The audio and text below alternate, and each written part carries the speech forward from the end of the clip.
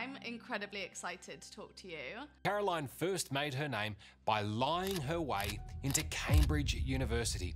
You're a scammer. I overpromised and I underdelivered. If you've had one scandal, have as many more as you can. Otherwise, that one scandal will define you. You've stolen money from people. I'm so deeply unlikable. This shit's fucked up.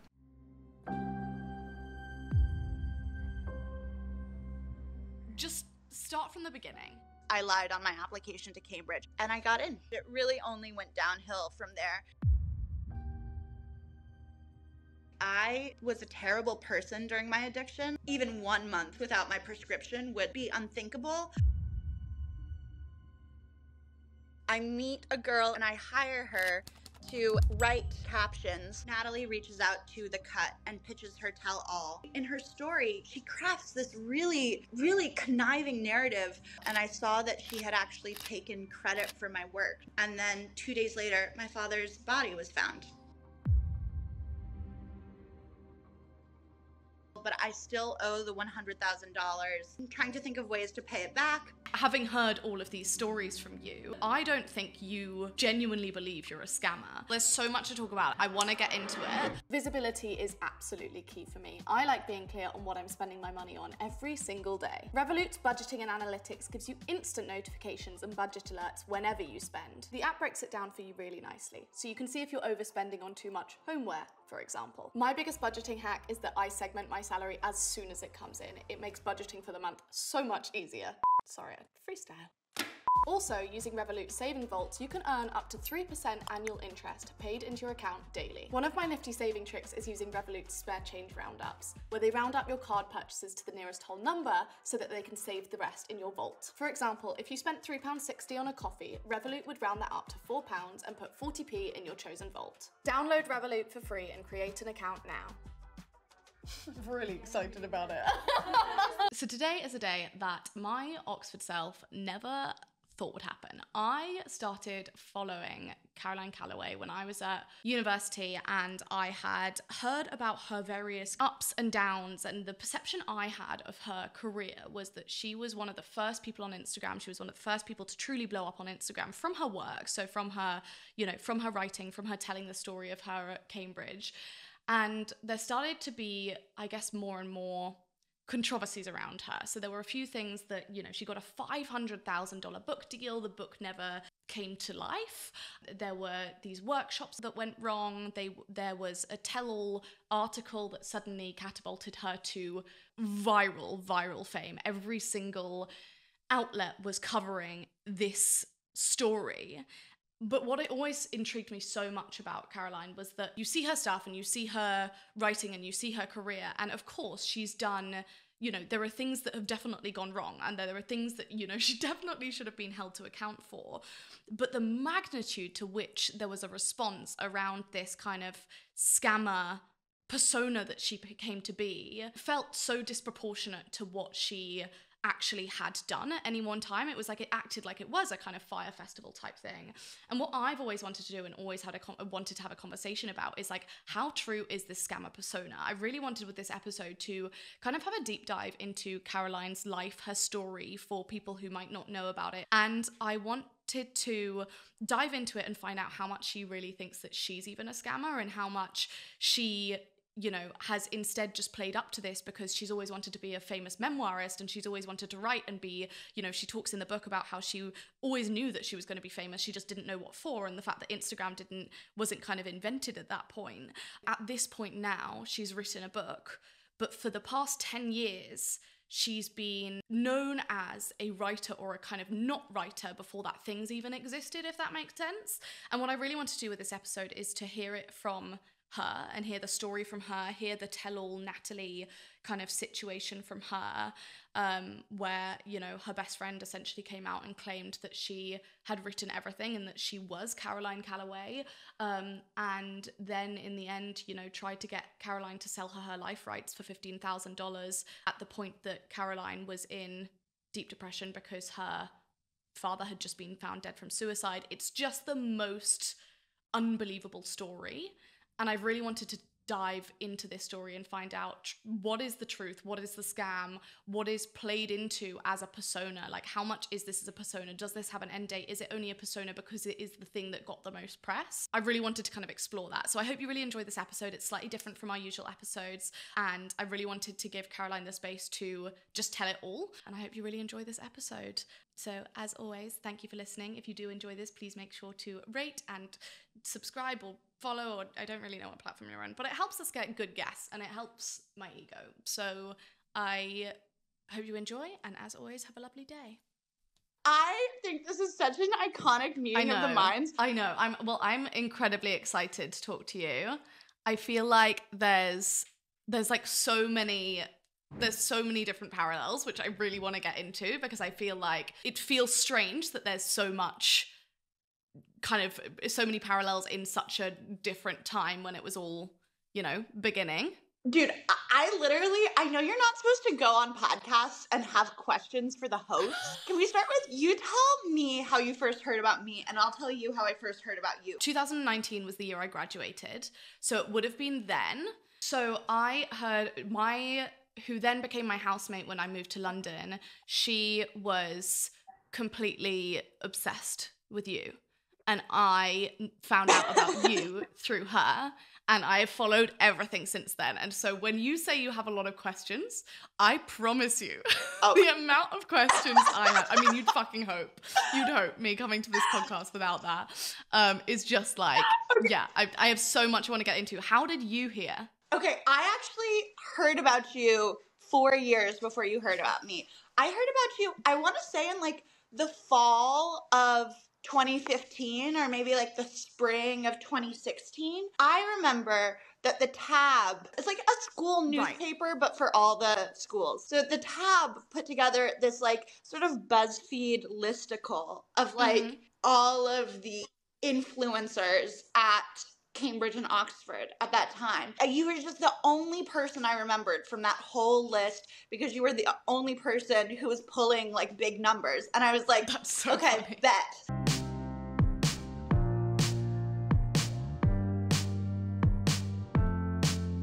Just start from the beginning. A little bit of background, your elevator pitch, Caroline, up to the point of you going to Cambridge.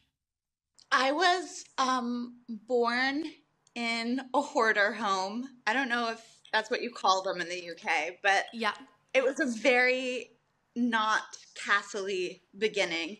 And I had a very mentally ill, unstable father who was also a genius, but had rage problems and was agoraphobic and probably on the spectrum. And I sort of retreated into the stories I could tell myself as an only lonely child. And on top of that, I think there was just madness in the blood. Like my father would end up killing himself. His brother had to drop out of Yale because he was schizophrenic. And I just, ever since I was little, felt sort of just really compelled to grow up and be a very specific kind of writer. I wanted to be a memoirist, but I didn't want to write about any old events. I wanted to write about the things that happened to me at elite institutions, and I pursued it above all else. I got rejected from a really good boarding school, sort of like the Eton of America, except they accept women, and got rejected, applied again, got in, graduated from there, applied to Cambridge, got rejected, applied to Cambridge again, got rejected again, and I applied to St. Edmunds. And get this, I also lied on my application to get in. And then I finally got into Cambridge. And why, before we get on to because I know you came out in your book and you said that you'd lied on you'd forged your transcript.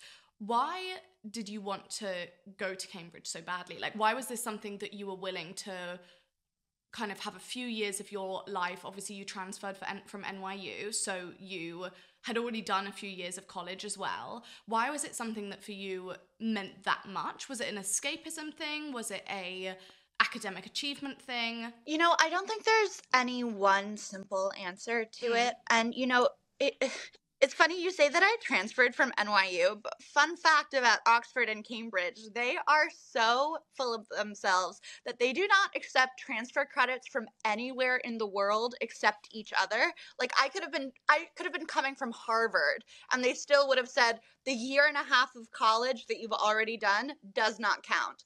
But I did do a year and a half, my freshman year and half of my sophomore year at NYU.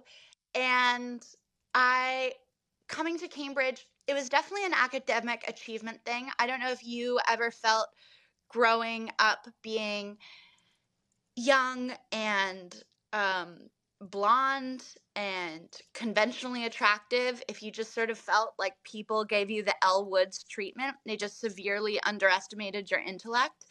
And I really felt like, you know, especially having an American accent, especially in a female body, just don't usually pair that with intelligence. As soon as I got there, like it was, although I did think that things might get better, at a certain point I should have realized that they only got worse in terms of like the bullying was really bad. You know, I arrived in 2013, like to Cambridge. Instagram had only been invented, 2 years prior to that? And I was really unhappy there. People didn't take me seriously, if anything, and my unwillingness to change just made me stick out more.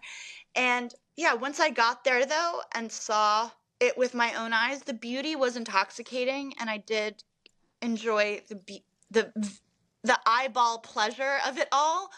But I stayed there and stuck it through and like mainly pursued it in the first place. For me, I just always had this deranged goal that I just fundamentally, more than academic achievement, more than wanting to like escape into the storybooks, I've just always been possessed by this overwhelming belief that my greatest contributions to society will, like, it won't be as a mother, it won't be as a politician, it will just, I've always thought it would be writing books about a very specific world. And it's so interesting because it feels like to me the concept of being a memoirist and the story that the memoir could tell takes far more importance than your actual enjoyment of something. I don't know if that's fair to say. No, totally. Do you think it's been enjoyable for me to watch the British press like go crazy with the headline like this girl lied on her application to Cambridge and admits it in her first book? Like I've been online for 10 years. For the first 5, I was a fairy tale. For the last 5, I was a scammer. And like I get the press. I even get the British press, even though it's like not my native country. I think I understand the British media pretty well and how the media really likes to weaponize poshness against those who either wield it or value it in order to mobilize the masses of England with anger in order to like drive traffic, to sell copies, get clicks. Like I very much understand that dynamic and understood what I was setting myself up for. But I just think it makes a better book, to be honest about it. I just think it makes more compelling, jaw-dropping art. And I think it's so interesting because there's your persona and your kind of outward perception as a scammer. A lot of what's made you perceived to be the scammer is actually your honesty around the things that you've done wrong. And I think we have like this very strange perception of truth and untruth and right and wrong on social media. I think a lot of the time things are only as bad as you make them, and you have made it your mission to like play into the scammer role and to make it like even worse, and so it has become even worse. And so, you know, it's so interesting, and I want to go into this later on, but I think that the things that you have been quote unquote cancelled for are nowhere near as big as some of the ones that some other people have been cancelled for. And yet purely the fact that you've played into it and exacerbated it and made it your brand has actually it's given the internet permission to never move on from it. And I find it really interesting hearing you talk about that and whether you feel like that was sure, that was the decision that made probably the best book and got the most press. Do you feel like it was the right decision for you as a person, retrospectively looking back on it? Yeah, I just don't care what's best for me as a person. I think like something about growing up with intense depression, which I'm now on lots of medication for. Like it has improved my life so much, and I owe so much to being on the correct medication. I think it could have saved my dad's life. And I have noticed a huge improvement since I've sought it out myself. But I think that a lasting effect of growing up just so sad. Like I just felt like there's this line in the book where I'm like, I couldn't tell the difference between like getting older and getting sadder. And like I stand by that line. Like just the more that my brain was capable of being conscious, the more I felt just sort of pained by life, just like pained by the very idea of being awake. And so I think in a weird way that's like nurtured a sense that like I don't expect to be very happy in my life, which I think really only further like enables me to put the art before my own happiness, because my expectations for my own happiness are like not that high. Do you know what I mean? Like I really think like the best thing I can do for my readers, for future generations, is just to like put my own happiness aside and just make the best books that I can. When you went to Cambridge, yes, okay, how soon so I started after that before point did you start your social media? This is where the timeline always gets a little gray for people, so I'm going to try to be as clear about this as possible. I started my Instagram account when I was at NYU, still being rejected from Cambridge, hadn't gotten in yet. And at NYU, I buy 40,000 fake followers. And this is very important to understand for two reasons. One, the year was like 2012. Like 40,000 fake followers truly cost me like $4.99. And I always feel like an old person being like, soda pop used to cost a nickel, like when I tell people that. But truly, like in 2012, buying Instagram followers was like throwing your money away. Like the concept of influencers and influencer marketing and hashtag ads and like digital promotions did not exist yet.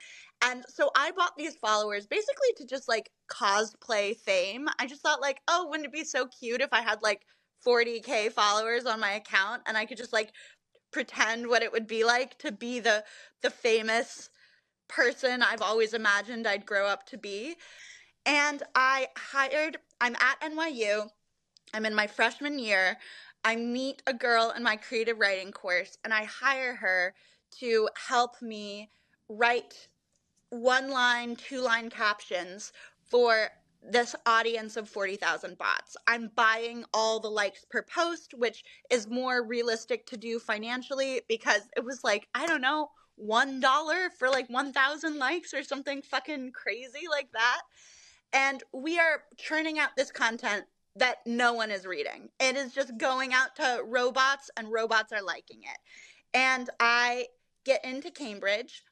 I go to Cambridge in 2013, and me and this girl more or less like lose touch for the next 2 to 3 years while I'm at Cambridge.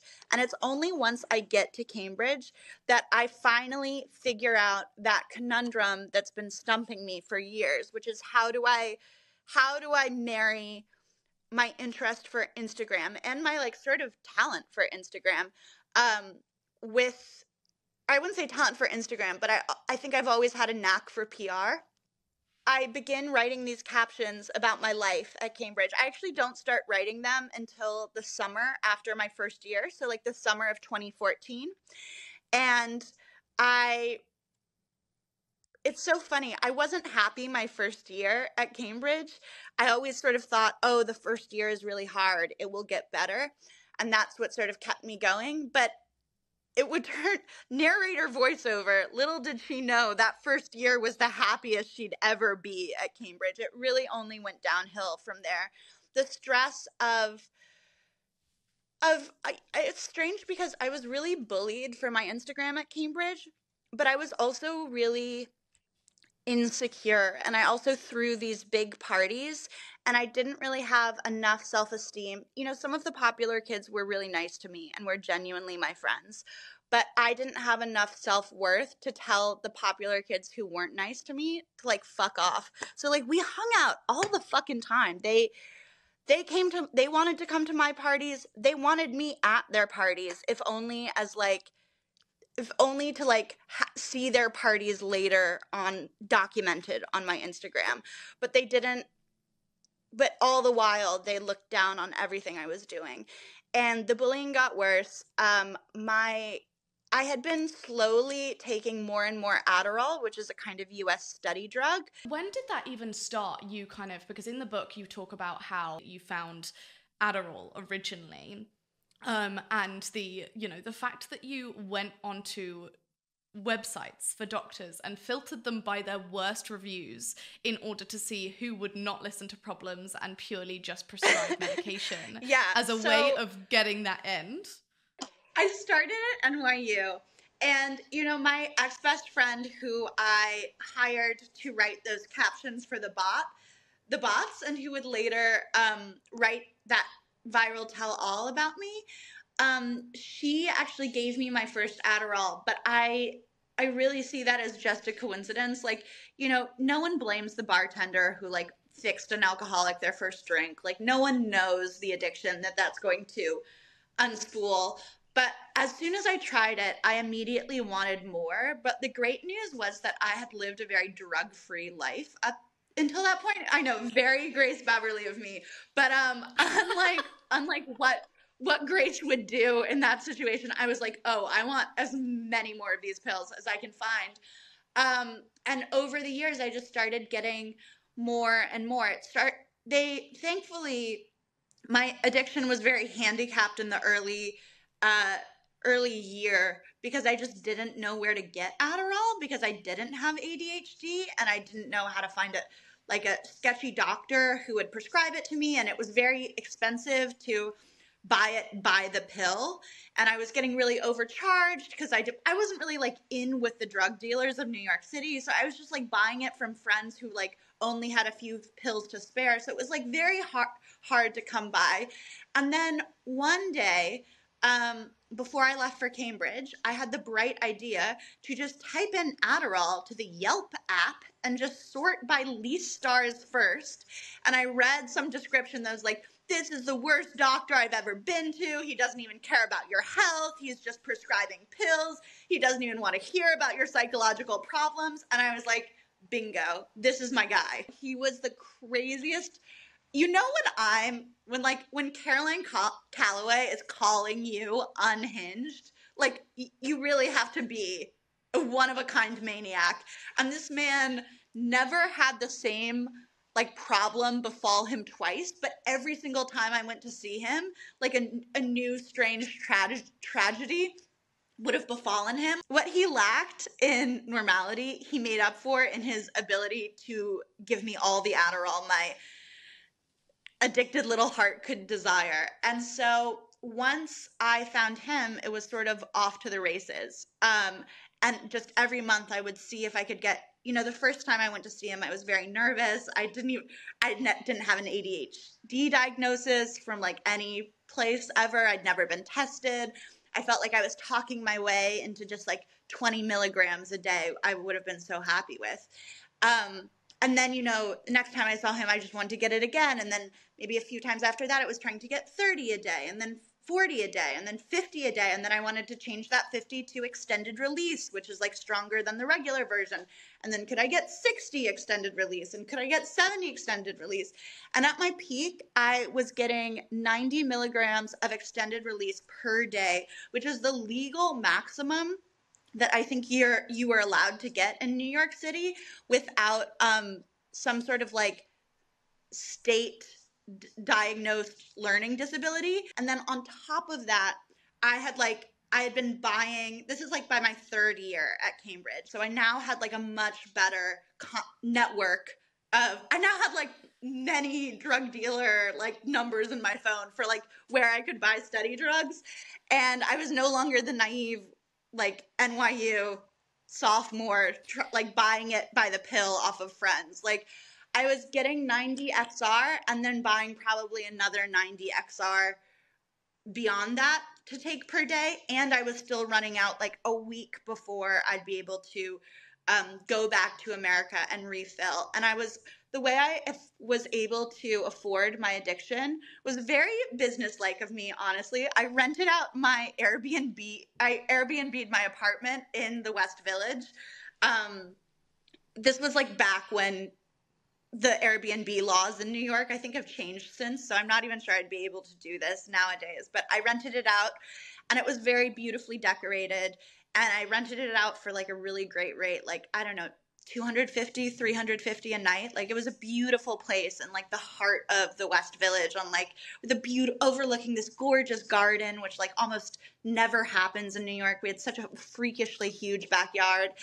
And yeah, I would use that money for I would use it for two things. My addiction, because I'd need to fly back every month.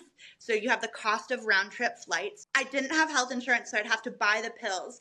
And then I'd have to buy the extra pills to double that prescription while I was there. Just quickly, as someone who's experienced the Oxbridge workload, how much do you think the workload there was a cause of you becoming addicted to Adderall? I think the biggest pie slice will always be my untreated depression. I don't think we fully understand medically the connection between like the sensitive, emotionally unstable souls who are drawn to the career of artist and the common historical link throughout time between those sorts of personalities and the common thread of addiction. I think I think there's a shocking amount of correlation between artists and addicts that I think is understudied and not understood well enough.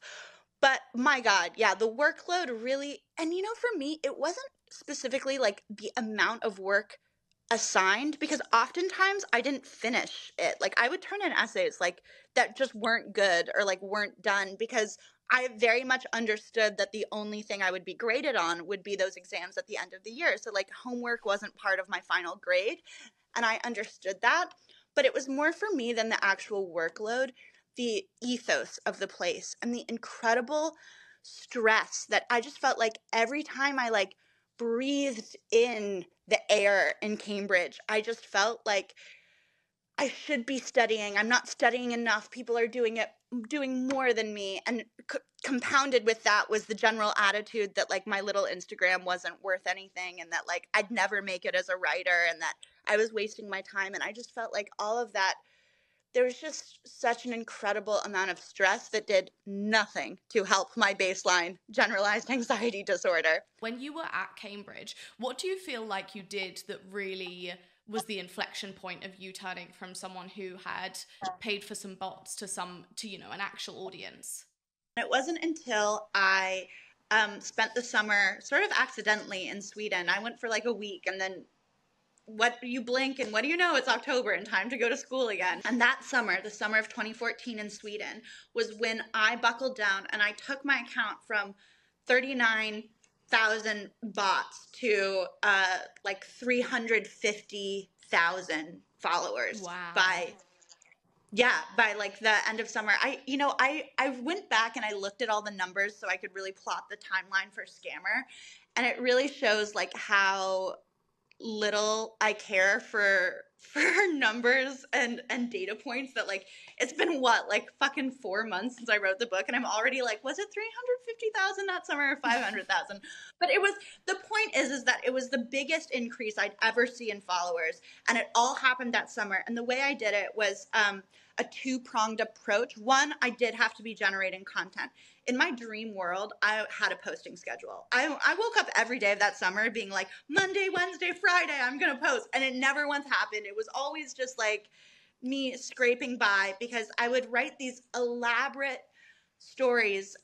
I started telling the story of Cambridge from the beginning, and I did a really great job of not only withholding a lot of information about Cambridge. My whole story of my Instagram, the Cambridge captions, if you will, actually only take place over the span of like 10 days.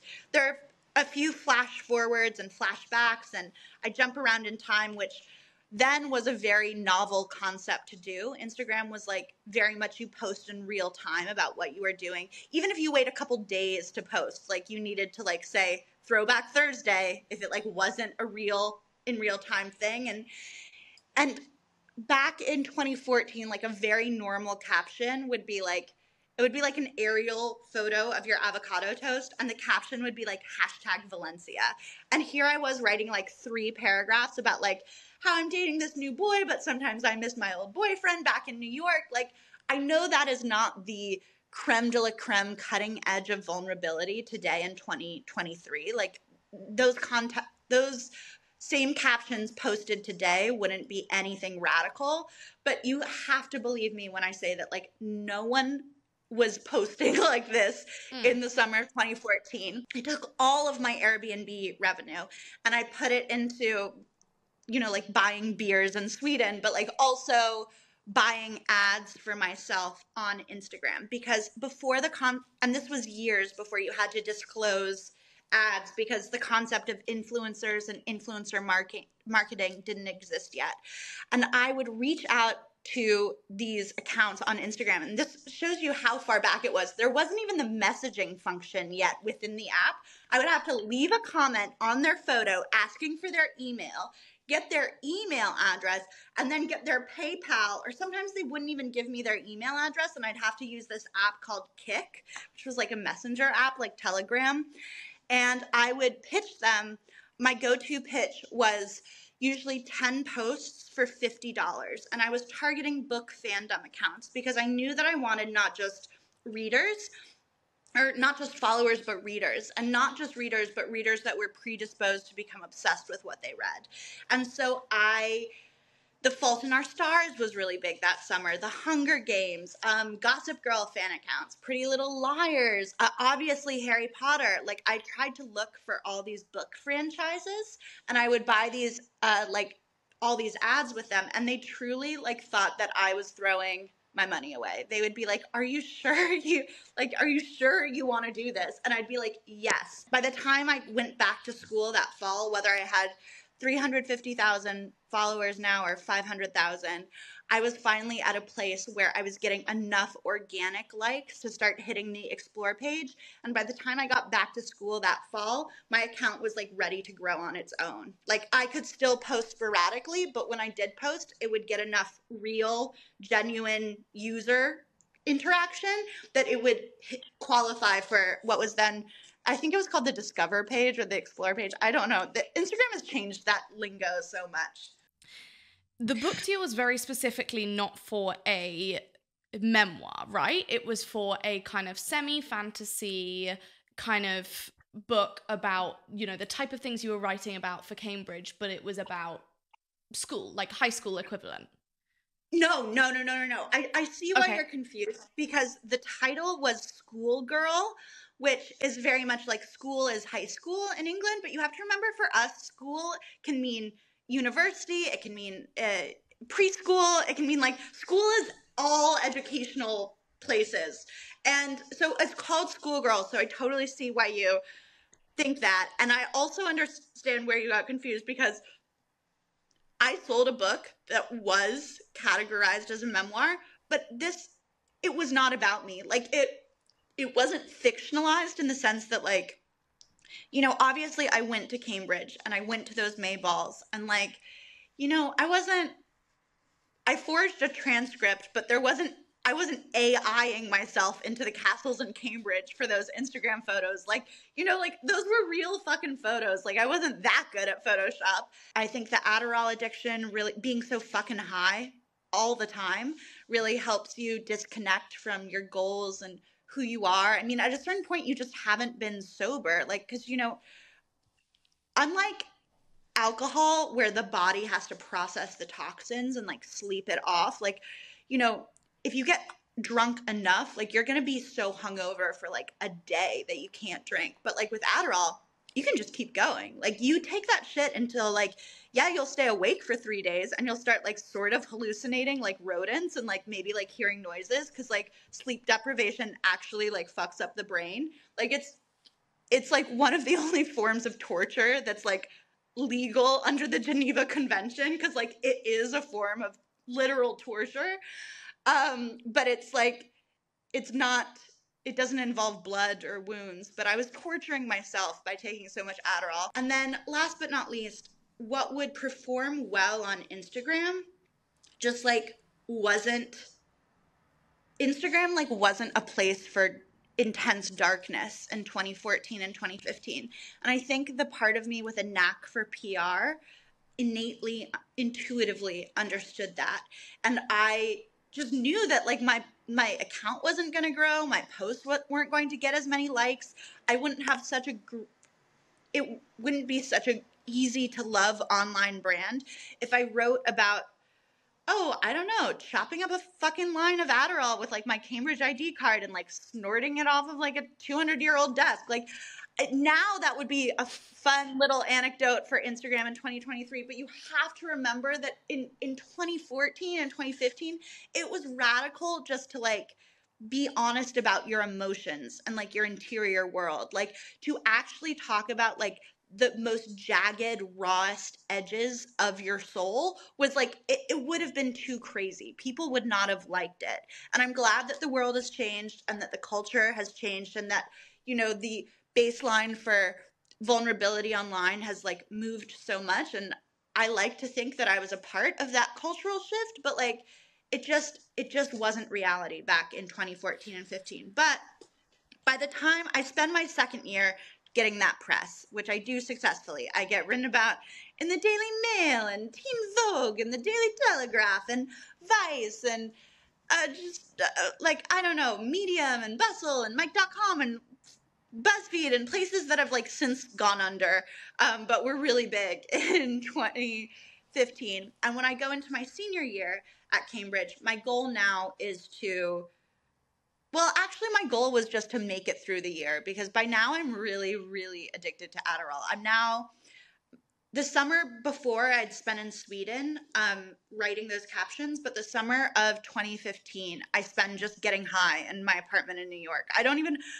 just like ditched my boyfriend for the whole summer. We're still together, but I just like my drugs more, and my drugs were in New York, and like his job kept him in London, and I would prefer to be where the drugs are. And when I got back to school, my plan was always, I need this Adderall to make it through my senior year, and then I'll address it, just sort of pushing it off until a later date.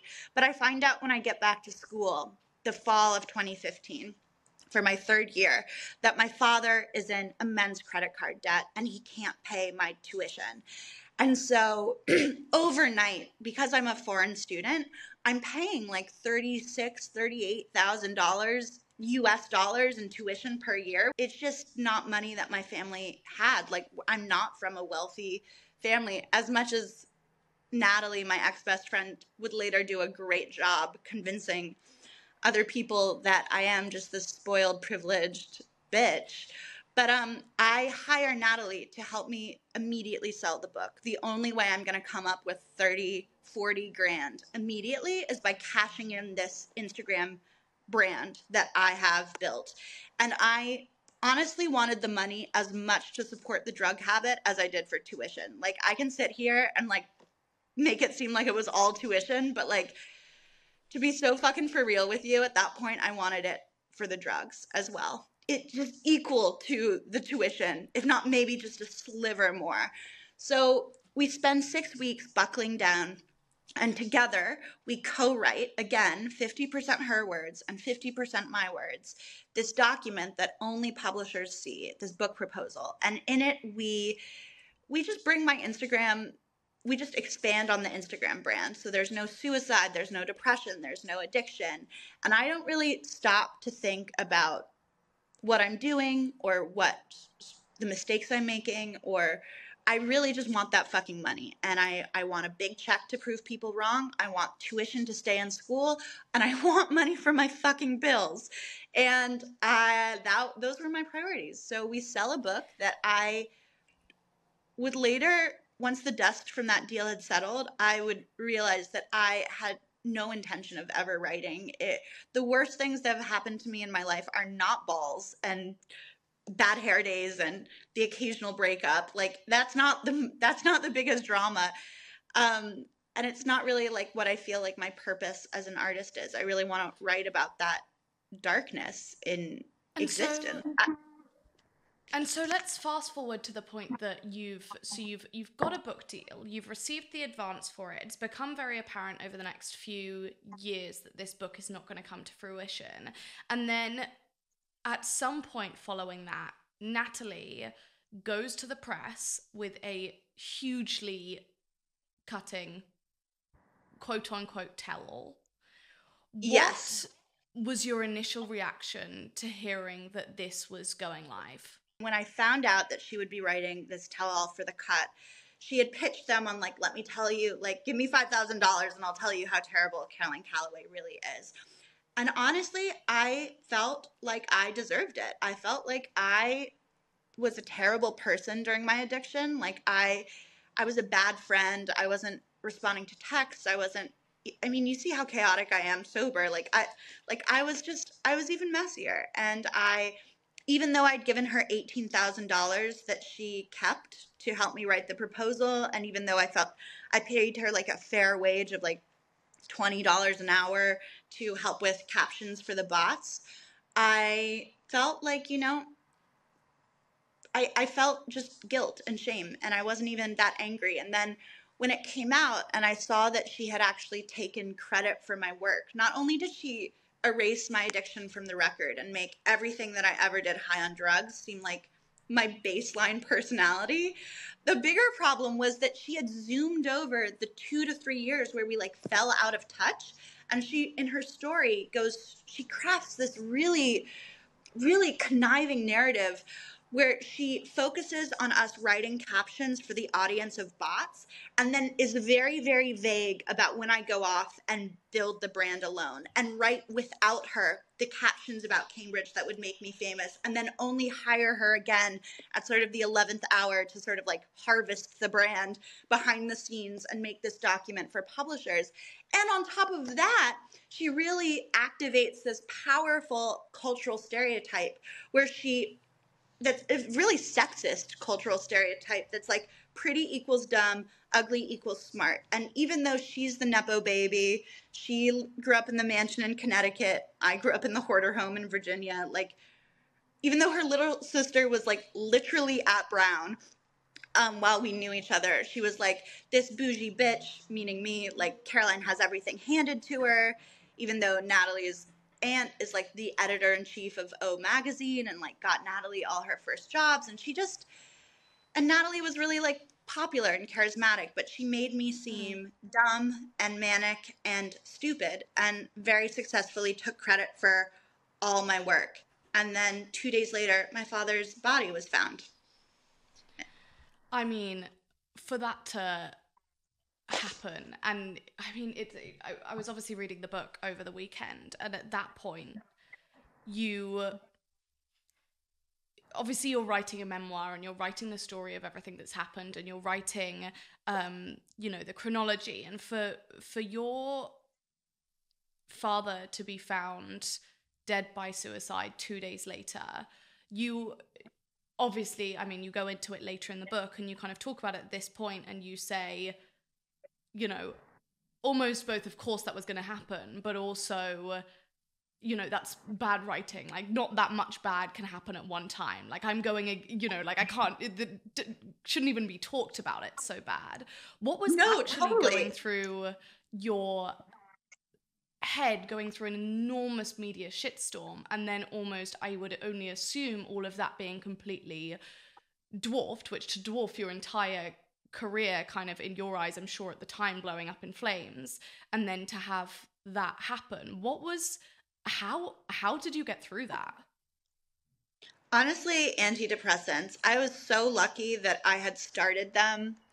When the creativity workshops went viral, because that public shaming, even though it's like, little did I know that I was in for like a much bigger shitstorm, that was so rough on me. And I just felt like so pathetic and such a laughingstock and so hated and so alone that I really needed, like, I was already in therapy 3 times a week.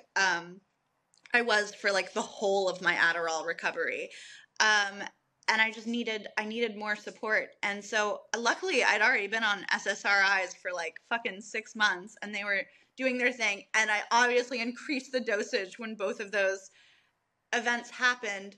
But yeah, it was honestly, it felt surreal, especially since he overdosed by pills, and like Natalie had just like erased the pill part of my story from this narrative that was being like internationally believed. And I was in shock, and I was just trying to, and she'd also done a really clever job of, by hiding my addiction and making me just seem like a absolutely batshit insane person. And like, I'm kooky sober. So like, imagine how off the walls, like how much of an off the walls lunatic I was on drugs. Like, I'm already like sort of like offbeat and eccentric and like marching to the beat of my own drum. On pills, I was a manic pixie nightmare. And by doing that, and just like really, by not mentioning my addiction, she never mentioned my recovery. She made it seem like, you know, I was still the person that I was on pills, because I'd always been the person I was on pills, because I'd never not been that person. She really positioned herself as like the only true authority on my life story, and that I was not just an unreliable narrator, but like an incompetent narrator, that I was actually incapable of like accurately perceiving my own life story. And it was honestly just complete crisis mode when those two disasters happened back to back, like a 1-2 punch. It was, Natalie was trying to sell, she was trying to manipulate, use my father's suicide to like offer her forgiveness and sort of take advantage of me by getting me to like sign over my life rights to her for $15,000. It was like a whole, it was just, I didn't even have time to like, I think I would have just like absolutely crumpled if it hadn't been for the SSRIs, but like they kept my head above water, and like it was all I could do to just like keep moving and keep going and just like try. Yeah. Sorry, I didn't mean to interrupt you. No, I feel like that not was at the lag. I feel like in the, I have 2 points that I'd really like to talk to you about there. I mean, first of all, I'm so incredibly sorry that that happened. I cannot imagine what to go through all of that at once would have been like. I'm not sure, you know, anyone can, and I'm also not sure how long, if ever, it would take to get over something so soul destroying as, you know, for one, obviously your father's suicide, that kind of, to get over that, to also be processing the rest of it. I think really what was there's so many points in the book that you talk about Natalie, and that you talk about the fact that she, you know, you're setting the record straight. I think the most powerful thing in setting the record straight was you explaining the story of her having offered you essentially absolution from everything you'd done wrong if you were to accept the offer of $15,000 for your life rights coupled with hers, when it then later came out that she was to get $1 million if she were to get you to agree to that, in the state that you were recovering from having just found out that your father had died. And also this whole situation. I mean, to me, you could have just mentioned that in the book, and that's just the first page of the book. And you're like, book's over. That's all I need to know about this. That clears everything up. Yeah, it was really, do you know what's so crazy about grief? Is that when we talked for the first time on the phone. She called me 2 days after her article came out, a few hours after. It's crazy. When I was posting about my father's suicide, like it got picked up as news. Like the Daily Mail and like et al. Covered it.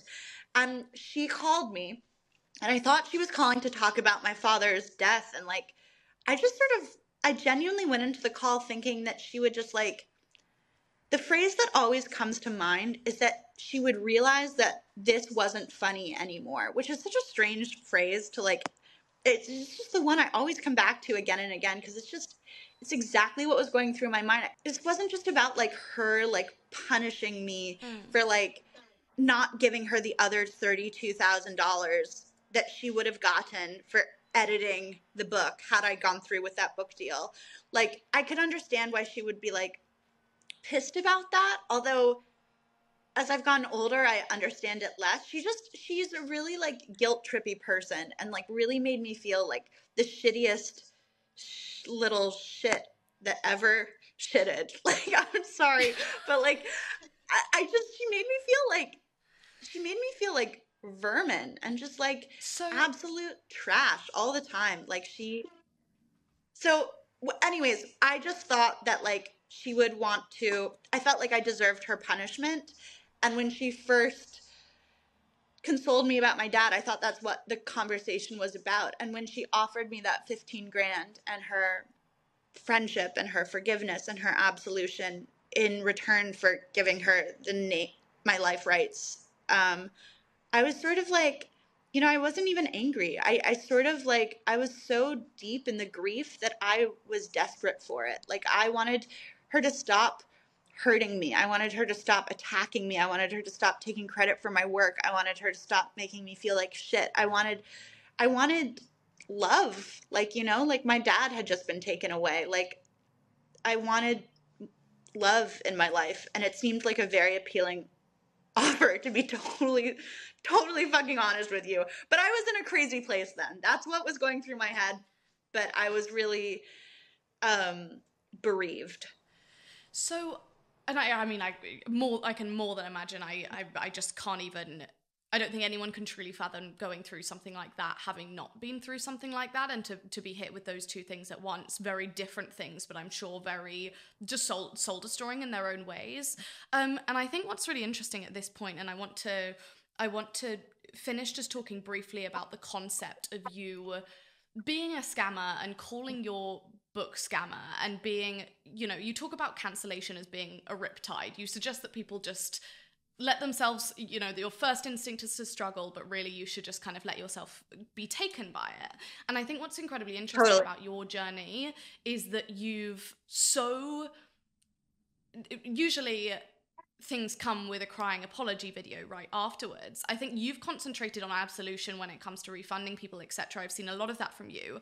But what's so interesting is that it feels like, in the same way as you said, there was no memoir for me at home, it feels like there's a memoir for you in being a scammer. And yet the human side of you also, when you're talking about this, you still do want to set the record straight. Like, it would be more scammer of you to allow this to be the full narrative. And I almost think my interpretation of you calling your book scammer, and the kind of quote you use to open the book, which is, "We are only what we pretend to be, so we must be careful about what we pretend to be," is the fact that I don't think you genuinely believe you're a scammer. I think it's easier for you to call yourself a scammer and for the reader to tell you back to you that you are not, having heard all of these stories from you, than it is for you to kind of fight that riptide. I mean, I've not stopped thinking about it, having heard, I think there's so many different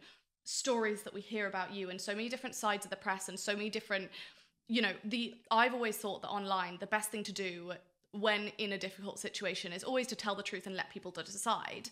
And rather than that, you force the opposite narrative towards people, essentially saying, "Oh no, believe the scammer thing, it makes sense, here are all the reasons I'm a scammer." Almost then the reader comes back at you and goes, "I understand, these are the reasons you're actually not a scammer." I don't know, I find it really interesting when you're then talking about the whole Natalie story, because I can so hear the exasperation with it being painted wrong as well. Yeah, I totally see what you mean. And I guess I just disagree a little bit with like how much I'm really playing into the scammer thing. I think when you're literally running a business, you're making pitch decks and you have investors. But like for me, I like Italian marbled paper and gluing it into books, and sometimes I make paintings. And I just think that like the standards of business are like, I don't have investors. I've never made a pitch deck in my life. I've never even owned a CV. I went straight from Cambridge to being professional full-time Caroline Calloway. Like I don't even know how to format a resume. I've never written a cover letter. Like I'm in a very different world. So like I don't see calling my first book Scammer as much of a radical accepting of the brand. I see it as like much more lighthearted and tongue-in-cheek, and also just something that's like much more, you know, I'm not a perfect person, and I have lied. I lied on my Cambridge application. You have to tell people the truth in order for them to like make up their own minds. Like I don't see being honest about the ways that I have been imperfect and fucked up as like, or selling that book deal for fucking $500,000 my senior year of college. Speaking of fucking up, like I've made terrible choices, and I just think it would be like fundamentally dishonest to expect people to like look at the times when I was like wrongfully accused without just being so fucking open and vulnerable and brave with them and being like, listen, here's everything. Here's all the info. This is the good stuff you didn't know about, but there's also like worse stuff about me that you didn't know about. And I just tried to quilt it all together in order to just make the best sentences possible. Like at the end of the day, it's just all about how compelling can I make this prose, and just trying to put that beauty and darkness side by side. And do you, when you look at your self and you look at your story and look at kind of within you and who you are separate from this, you know, what might feel like a persona sometimes when you are talking about this, you know, all of the things that people have branded you, do you think in any way that you are this scammer, or is this title more of kind of scammer almost in like quote marks as the thing people have called you? Yeah, listen, I would love for like, and I've been finding myself saying this on press, and I very much stand by it. Like, if anyone out there has ever paid for something that they haven't been fully refunded for, if they weren't happy with it, if they had any sort of problems, like, I have pretty shitty customer service. It's just me, but like, I'm happy to refund you. And like, I think I've done a pretty good job of like, I've made some spectacular messes in my life, but I've also gone to spectacular lengths to clean them up. Like I repaid I earned back $100,000 selling topless photos on OnlyFans and paid back my publishers. I didn't pay rent for a year in New York, and I owed $40,000, and now I only have $10,000 of that left to pay back. Like I do feel like I clean up my messes, and I'm very proud of that. And I also feel like none of my messes are criminal. Like they're just like, they are like, not paying your rent is illegal, but like the rent was late. It wasn't like I was never going to pay it. And like when we talk about like the scammers who loom large on the collective cultural imagination, Billy McFarland, Anna Delvey, Elizabeth Holmes, like, what do all three of those people have in common that I don't have in common with them? It's a little thing I like to call federal fucking prison. Like, all of those people are like, have either been to jail, are in jail right now at this very moment, or under house arrest wearing an ankle monitor. And like, I do believe in like, you know, rehabilitative justice. And I think you should be able to like serve your time and like not be ostracized forever for that. I also think it's very relevant to point out that like, I've never done crime. I called my first book Scammer, but do I really think of myself as like a Bernie Madoff Wolf of Wall Street? No, of course fucking not. And why don't I think that? Because I've never done fucking crime, and I've never like, and that's a really big difference between me and like criminals, is the crime, you know? I absolutely do know. And I think, you know, as I said earlier, I think social media makes things as big as they can make them until they're stopped, I think, a lot of the time. And I think you having not stopped it by playing into it, I think is, I can imagine, freeing in certain ways for you to be able to kind of reclaim. But also, I do think has that knock-on effect of actually rebrands it in that way again and again. And I think that, you know, the aftermath of a cancellation, I don't think, if you plotted like the aftermath versus the crime on everything, I do not genuinely think there would be any correlation between the severity of the crime or quote unquote crime of like cancellation and the actual like aftermath of it. I don't think social media works that way. I think it's all about branding and recovery, and I think your approach to it has been really interesting. I just want to, within the book, you say that after writing a book, which I know has been a huge part of your life and your aim and your kind of view of success, you say that you might have a few minutes of happiness someday at some point. And I've seen through your Instagram receiving positive reviews of the book as genuinely a fantastic piece of writing, which I agree. I think you are a fucking brilliant writer, and I don't think you need me to tell you that. You saying, I texted you saying, to use your own words, like, you write so fucking well, and it was a pleasure to read. I can tell the excitement and true happiness that you genuinely seem to get out of that. Do you feel at this point like there's almost a moment of, not necessarily absolution, but this kind of, have you yet, since publishing this, or since having sent this out to journalists and having received positive press, have you yet had that kind of sigh of relief of that feeling of, like, I did it, I completed a memoir, I've got something out there, and people think it's art? Have you had that feeling? Yes, I've totally had that feeling. And like, this is such a wonderful point to circle back to at the end, because I think it really picks up on what we were talking about before, when I was like, I don't really expect to be happy in life. Like, I just want to make art, but like I just want to make the best art that I can. I want to make art that outlives me by centuries and that is remembered long after there are people alive who actually knew me. And like, that is just like, I'm really not focused on the here and now, even though I know we're supposed to be mindful and present and all that stuff. Just like, I'm being totally honest, but just seeing like glimmers of during my lifetime of like having achieved that, or just even being on my way to achieving that. Like, it's great that like, like 3 different publications called my first book a masterpiece. And like, one was the Washington Post, and another was the Stylist. And like, it just makes me so happy. And it does make me happy, even though I'm not really focused on sustained happiness. It does make me so happy, and it brings me like the greatest amount of like joy and peace that I've like ever known or expected to know in my lifetime.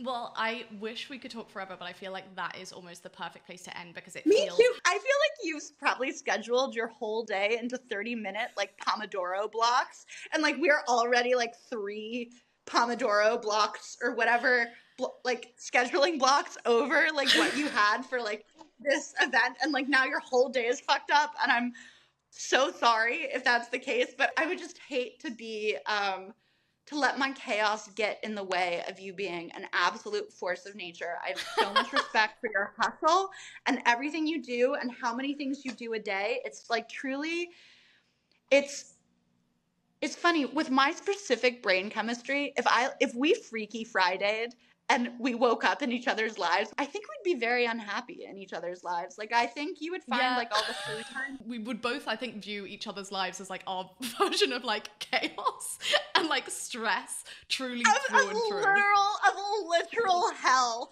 But it's so funny. I hope that we, because I so plan on being your friend beyond this podcast, and it has been waiting to meet you for literally 10 years, almost a decade.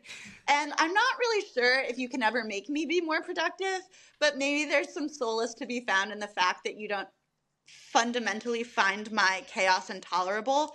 I think there's maybe some self-confidence and self-peace to be found, some serenity to be found in that fact for me. So I'm so happy to finally meet you, and I've admired you from afar for years. Well, you're so sweet. Honestly, I feel like we genuinely could have a conversation forever. Thank you so much for your time today. You've been amazing. I can't wait to listen to this back. I feel like there's so much I need to process. And congratulations on the book. I wish I could talk about it more. I literally need to run off, but it's phenomenal.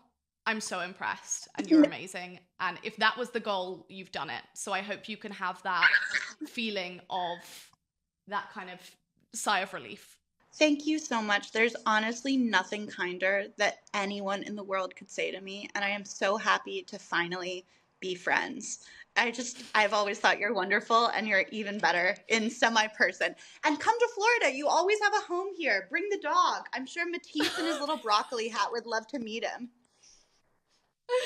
I'm obsessed. Okay, well, thank you so much. I really have to run off just because I literally have my family outside my door. Go. But loads of love. Good luck on the rest of the press and the book. And thank you so much. Bye.